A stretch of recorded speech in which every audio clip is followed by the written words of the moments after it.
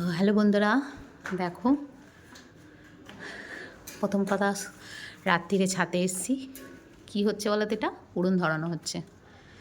তো আমাদের শীতকালেতে হাঁপিয়ে গেলাম।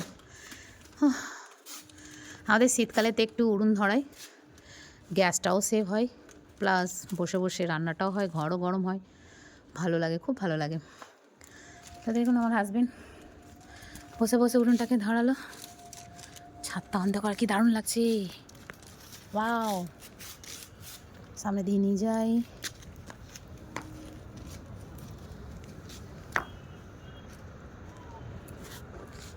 খুব সুন্দর লাগছে।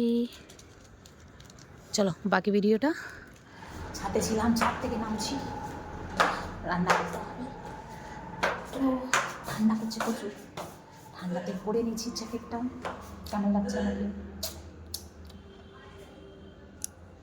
নাইটির উপরে। চলো বন্ধুরা, দেখো উড়নটা ধরানো হয়ে গেছে, নামছে নিয়ে। এবার আমি বসবো রান্না করতে হলরুমে।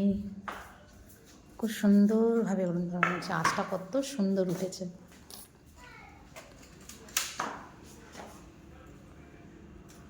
আমার এখনও কিছু জোগাড় হয়নি, আমি এখন সব নিয়ে এসে রেখেছি। আলু, আটা, দুধ। আজকে তো শনিবার, নিরামিষ হবে, তো কুমড়ো আলুর তরকারি করব, রুটি করব, আর বাচ্চারা একটু সেমাই খেতে চাইছে, তাই নিয়ে এসেছি দুধ সেমাই করব। সব কিন্তু আমি কুকারেই করব, উড়ুনে করব। গ্যাসে রান্না করে করে অভ্যাস তো। এই যে গ্যাসটা রাখা, উড়ুনটা রাখা, সরি আবার বলছি, গ্যাস উড়ুনটা রাখা। তো উড়ুনের মধ্যেই করব রান্নাটা। চলো রাখি, টাটা।